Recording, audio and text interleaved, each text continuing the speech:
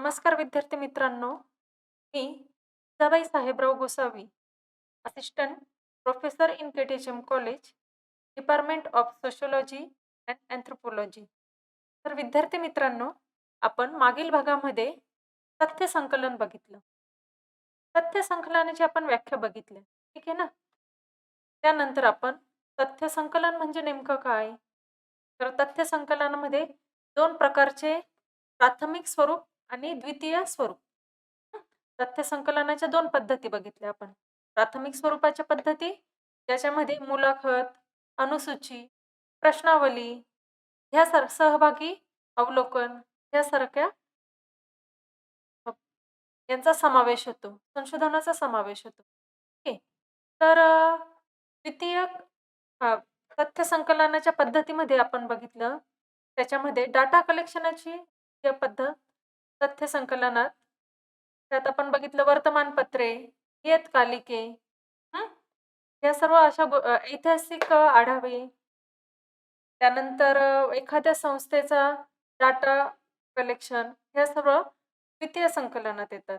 त्यानंतर आपण तथ्याची वैशिष्ट्ये बघितली. तर तथ्याची आपण कोणती कोणती वैशिष्ट्ये बघितली? तथ्य हे वस्तुनिष्ठतेवर अवलंबून असावे.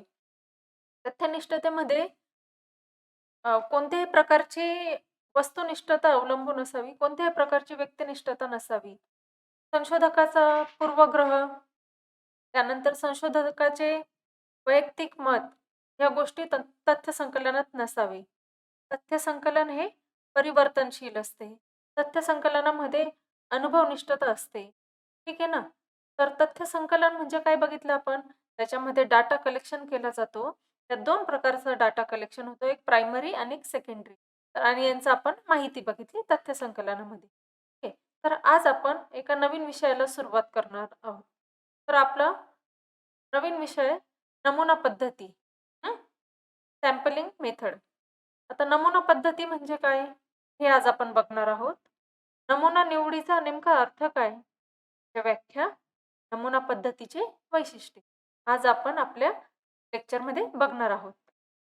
तर नमुना निवड याचा अर्थ काय होतो बरं? समूहाचे प्रतिनिधित्व सदस्य म्हणून संपूर्ण समूहाचा किंवा समग्रेचा आहे असे मानणे, या पद्धतीला आपण नमुना निवड पद्धत म्हणतो. ठीक आहे. आता संशोधनामध्ये विविध पद्धतींचा अवलंब केला जातो. त्याच्यामध्ये मुलाखत झाली, अवलोकन झालं, ऐतिहासिक संशोधन झाले. त्याचप्रमाणे नमुना निवड ही एक महत्त्वपूर्ण असे तंत्र आपण संशोधनामध्ये मानले जाते. ठीक आहे. तर आता समूहाचे प्रतिनिधित्व सदस्य म्हणून संपूर्ण समूहाचा किंवा समग्रतेचा जो अभ्यास केला जातो, त्याच्यामध्ये जर आता आपण समजलं, जर आपल्याला जनगणनेचा सर्व्हे करायचा आहे, तर आपण लोकसंख्येची गणना करतो. तर त्याच्यामध्ये आपण काय करतो? संपूर्ण समूहाचा अभ्यास करतो. तर याला आपण म्हणतो समूहाचे प्रतिनिधित्व सदस्य. हं. आणि जर आपल्याला आता नमुना निवडायचा असेल, तर प्रतिनिधी म्हणून एखाद्या व्यक्तीची निवड करणे. जर समजा एखादी शाळा आहे, त्या शाळेचा आपल्याला शैक्षणिक दर्जा आजमावायचा आहे. तर आपण ते कसं बघू? आपण शाळेतील प्रत्येक विद्यार्थ्याचा शैक्षणिक विकास कसा झालेला आहे हे आपल्याला बघणं शक्य आहे का? नाही. तर आपण त्याच्यासाठी काय करू? आपण त्याच्यासाठी प्रत्येक वर्गातून, जर समजा आपल्या 8वीचे वर्ग असतील, तर त्या वर्गातून एका वर्गातून 5 विद्यार्थी, अशा प्रत्येक डिव्हिजनमधून आपण 5-5 विद्यार्थी काढू. ठीक आहे ना? आणि त्यांचा एक पूर्ण वर्गाचा प्रतिनिधी म्हणून त्यांचा आपण काय करू? अभ्यास करू. जनसमूहाच्या एखाद्या कारकावर होणारा परिणाम माहीत करून घेण्यासाठी काही प्रातिनिधिक एकक निवडून त्या परिमाणांचे मापन केले जाते. सॅम्पलिंग मेथडमध्ये काय केलं जातं? जनसमूहाचा एखादी कारक असतो. त्या एखाद्या कारकावर जो परिणाम होतो, हं, तर त्याचा अभ्यास करून प्रातिनिधिक एकक निवडून त्या परिमाणाचं मापन केलं जातं. ठीक आहे. तर आता आपण नमुना पद्धतीच्या व्याख्या बघू. बोगार्ड्स यांनी काय म्हटलेलं आहे? नमुना निवडीत पूर्वनिर्धारित योजनेप्रमाणे कोणत्याही एका समूहातील एक निश्चित प्रतिशत निवडणे. नमुना निवड म्हणजे नेमकं काय? पूर्वनिर्धारित योजनेप्रमाणे. म्हणजे असं आपण म्हणू की आपण योजना एखादी आखलेली नाही, एखादी आराखडा तयार केला नाही आणि आपण नमुना निवड करू. तर तसं असेल का? नाही. तर बोगार्ट्स यांच्या मते एखादी पूर्वनिर्धारित योजना, नमुना निवडीसाठी पूर्वनिर्धारित अशी एक योजना असते. त्यांचं कोणत्याही एककाच्या एका समूहातील कोणताही एकक असो, तो एका समूहातील एक निश्चित असा प्रतिशत निवडणे होय. हं. त्यानंतर आपण गुडे आणि खरे यांची एक व्याख्या बघू. नमुना त्यातील नावाप्रमाणेच एक विस्तृत समूहाचा लघु प्रतिनिधी असतो. आत्ताच आपण बघितलं, की आपण एखाद्या शाळेचा शैक्षणिक दर्जा बघू. तर एखादी विद्यार्थी आपण एका वर्गातून 5 विद्यार्थी काढले. तर ते 5 विद्यार्थी काय राहतील? पूर्ण वर्गाचा एक लघु प्रतिनिधी. विस्तृत वर्ग हा विस्तृत आहे. वर्गातील संख्या ही विस्तृत आहे. तर त्यांचा एक छोटासा प्रतिनिधी म्हणून आपण अ, त्या विद्यार्थी प्रतिनिधीची निवड करू. श्रीमती बंग यांच्या मते नमुना निवड म्हणजे काय? तर एक सांख्यिकीय नमुना म्हणजे समूहाचा किंवा समग्राचा एक निवडलेला भाग होय. एक सांख्यिकीय नमुना म्हणजे समूहाचा किंवा समग्राचा एक काय आहे तो निवडलेला भाग होय. ठीक आहे. आता फ्रँक काय म्हणतात? नमुना हा शब्दप्रयोग एखाद्या एककाच्या किंवा संपूर्ण समूहाच्या एका भागाला लागू पडतो. नमुना हा शब्दप्रयोग आहे ना, तो एखादी एकक असेल, त्याच्या किंवा संपूर्ण समूहाच्या एका भागाला लागू पडतो. जर विद्यार्थी संख्या असेल आणि जर त्या 5 विद्यार्थी आपण नमुना म्हणून निवडले असतील, त्यांचं बौद्धिक क्षमता ही उच्च असेल, तर याचं काय लागू करू आपण? याच्यातून काय आपण निष्कर्ष काढू? की या वर्गातील संपूर्ण विद्यार्थ्यांची बौद्धिक क्षमता चांगल्या प्रकारे विकसित झाली. ठीक आहे ना? म्हणजे लघु प्रतिनिधी असतो ना, तर लघु प्रतिनिधीचा जो आपण निष्कर्ष काढतो, तो समूहाच्या संपूर्ण भागाला तो लागू पडतो. ठीक आहे. आता नमुना पद्धतीचे स्वरूप. तर आता आपण नमुना पद्धतीचे स्वरूप बघणार आहोत. समग्र प्रतिनिधी म्हणून लहान भाग निवडून संशोधन करणे. हं. नमुना नमुना पद्धतीचे स्वरूप त्यात आपण काय सांगता येईल? समग्र प्रतिनिधी निवडावा लागतो. हं. समग्र प्रतिनिधी म्हणून लहान भाग निवडून संशोधन करणे. जर समजा आता आपल्या महाराष्ट्रातील साखर कारखान्यांचं आपल्याला काय करायचंय? अध्ययन करायचंय. साखर कारखाने किती? त्याची माहिती काढायची. हं. तेथील कामगारांची परिस्थिती काय आहे? त्यांचे विचार, त्यांचे वर्तन या सर्व गोष्टींचा अभ्यास करायचा आहे. तर आपण असं करू का, की आता समजा आपल्या महाराष्ट्रात साधारणपणे 68 साखर कारखाने आहेत. हं. तर आपण प्रत्येक साखर कारखान्याला अ, भेट देऊ. तेथील प्रत्येक व्यक्तीचं काय मत आहे, काय नाही. हं. असं आपण बघू का? नाही. तर यात आपलं काय होईल? आपला वेळही वाया जाईल आणि पैसाही वाया जाईल. ठीक आहे. तर वेळेचं यात आपल्याला काहीतरी बंधन असतं नमुना पद्धती. मग आपण काय करू? तर संशोधन पद्धतीमध्ये प्रतिनिधी म्हणून साधारण 68 आपले साखर कारखाने, तर त्याच्यातून आपण 10 किंवा 15 असे साखर कारखाने कारखाने निवडू आणि त्यातील मजुरांचे, त्यातील कामगारांचे, तिथे होऊन असणाऱ्या समस्या, ह्या सर्वांचा आपण काय करू? अभ्यास करू. म्हणजे काय? एक प्रतिनिधी म्हणून. ठीक आहे. तसंच अजून एक उदाहरण देता येईल आपल्याला, की एखादी रोगी असतो. हं. तर त्या रोगीचा आपल्याला नेमका त्याला आजार झालाय, कोणता आजार झालाय, यासाठी आपण त्याच्या रक्त तपासण्या करतो. तर रक्त तपासण्या कशा करतो आपण? त्याच्या शरीरातून अगदी काही थेंब रक्त घेतो. हं. आणि त्याच्यातून आपण निष्कर्ष काढतो. ते आपण सॅम्पलिंगला देतो. त्याच्यातून मग काय होतं, की याला नेमकं काय झालंय, काय नाही हे आपल्याला कळतं. त्याच्यासाठी आपण संपूर्ण त्याच्या शरीराचं रक्ताची तपासणी नाही करत ना. काहीतरी थेंब घेतो ना, तर ते थेंब म्हणजे प्रतिनिधी. हं. आणि त्याच्या शरीरातील रक्त म्हणजे संपूर्ण समूह. ठीक आहे. तसंच आपण आपल्या मराठीत एक म्हणे, "शीतावरून भाताची परीक्षा." म्हणजे आपण सगळे शीतं आपण तपासतो का? सगळे पूर्ण भात आपण बघतो का? की एक-एक दाना की झाला की नाही झाला? नाही. तर आपण 1-2 सॅम्पल म्हणून 1-2 काढतो त्याच्यातली शीतं आणि त्यांचा अभ्यास करतो. म्हणजे काय? एक आपण नमुना त्याचा जो शीत असतो तो त्या संपूर्ण भाताचा एक प्रतिनिधी असतो. ठीक आहे. तर अशा प्रकारे आपण नमुना पद्धतीचे स्वरूप बघितले. आता आपण नमुना पद्धतीचे वैशिष्ट्य बघू. आता नमुना पद्धतीचे वैशिष्ट्य काय सांगता येतील? तर पहिलं वैशिष्ट्य सांगता येईल, नमुना हा संपूर्ण सामग्रीचाच एक प्रतिनिधी असावा. नमुना हा संपूर्ण सामग्रीचा. जो पण समूह आपण निवडू ना, तर त्या समूहाचा एक प्रतिनिधी म्हणून तो नमुना असावा. एखादी वर्गातील आपण जर विद्यार्थी बघू, त्यांची बौद्धिक क्षमता बघू, तर जो नमुना म्हणून आपण जो विद्यार्थी निवडलाय, तो विद्यार्थी त्याच समूहाचा काय पाहिजे? सामग्रीचा एक प्रतिनिधी असावा. ठीक आहे. नमुन्याचे स्वरूप सामग्रीच्या तुलनेने छोटे असावे. असं असेल का, की नमुन्याचे स्वरूप सामग्रीच्या तुलनेने मोठे असलेले चालेल का? नाही. अ, जर एखादी समूह छोटा आणि नमुना आपण खूप मोठा घेतला, तर असं शक्य होईल का? नाही. तर याच्यातून आपला वेळ, पैसा वाया जाईल. ठीक आहे. आणि काय होईल? व्यवस्थित अध्ययन जसं पाहिजे तसं अध्ययन आपल्याला करता येईल का? नाही. म्हणून सर्वात महत्त्वाचं नमुना पद्धतीचं वैशिष्ट्य कोणतं?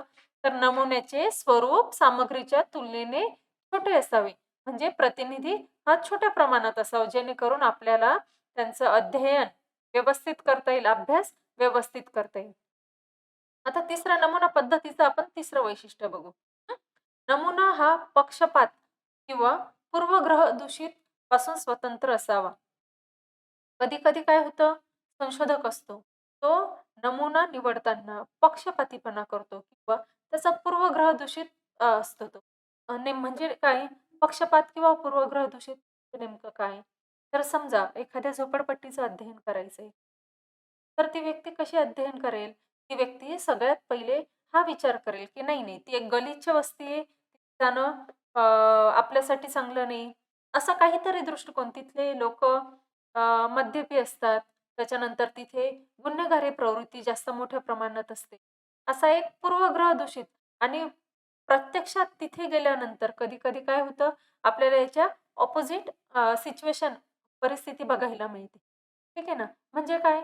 तर संशोधन करताना सगळ्यात महत्त्वाचं नमुना हा जेव्हा आपण निवडतो, तेव्हा संशोधकामध्ये कोणत्याही प्रकारचा पूर्वग्रह दूषित पण नसावा.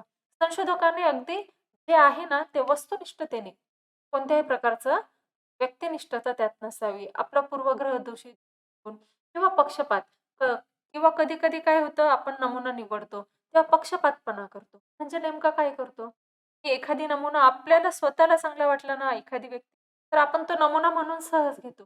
पण एखादी वस्तुनिष्ठ असेल, एखादी व्यक्ती तटस्थ बोलणारी असेल, तर आपण काय म्हणू, "नाही, हा खरं बोलतो, हा नाही पाहिजे आणि हा छान बोलतो, तर हा पाहिजे." म्हणजे काय? इथे आपण पक्षपातपणा करतो.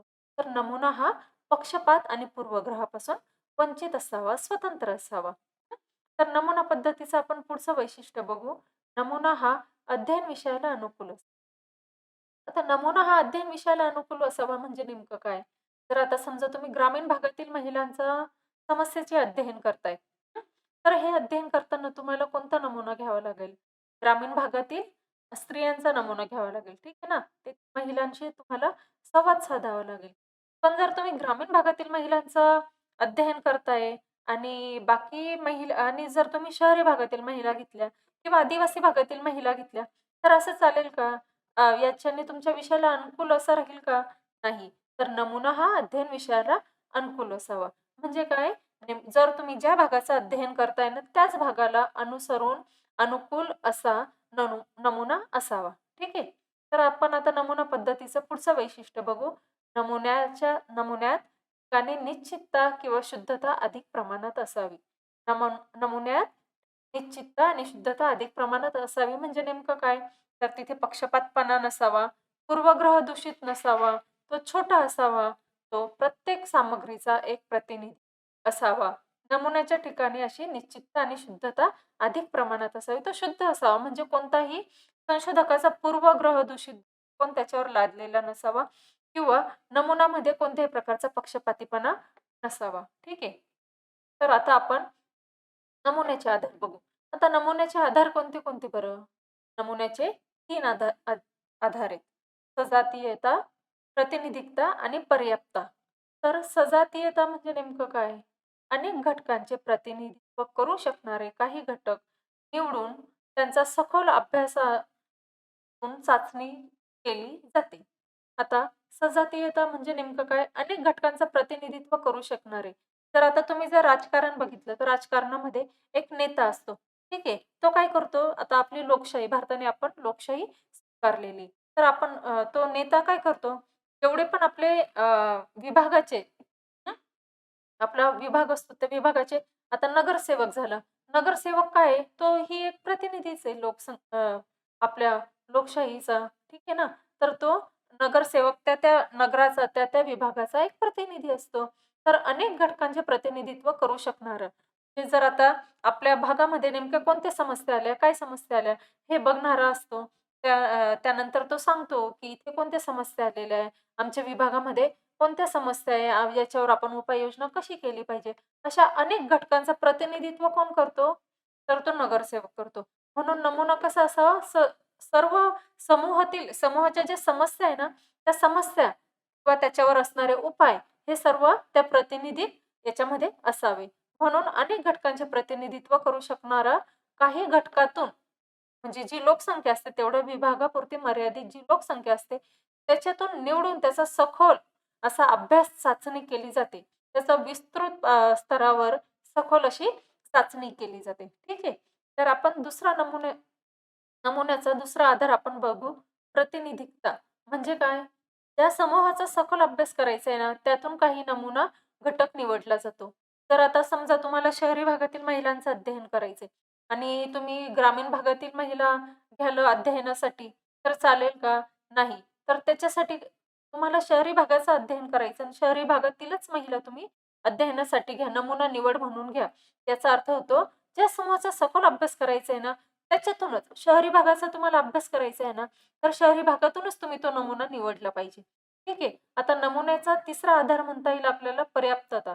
तर विशिष्ट समूहाचे प्रतिनिधित्व करणारं ठरतं, की नाही हे पाहणे. आता पर्याप्तता म्हणजे काय आहे? जो नमुना आपण प्रतिनिधी जो निवडलाय, जो नमुना आपण निवडलाय, तो विशिष्ट समूहाचं नेमकं प्रतिनिधित्व करतो का? आता राजकारण म्हटलं आपण, राजकारणामध्ये, लोकशाहीमध्ये विविध असे नेते असतात. तर प्रत्येक नेता हा आपल्या समूहाचं राजकारणामध्ये प्रतिनिधित्व योग्यरित्या करतो का? हे बघणं सगळ्यात महत्त्वाचं आहे. पूर्णपणे अचूक असेलच असं नाही. आता वैज्ञानिक निसर्गाचं विज्ञान आहे, तर त्याच्यामध्ये आपल्याला अचूकता दिसते. ते हिवाळा आला, पावसाळा आला, उन्हाळा आला. ह्या सर्व गोष्टी ह्या नैसर्गिक आहे. तर आपण निसर्गाचं विज्ञान हे अचूक असते. हं. पण ते आपल्या मानवीय समाजामध्ये असते का? मानव हा समाजशील प्राणी.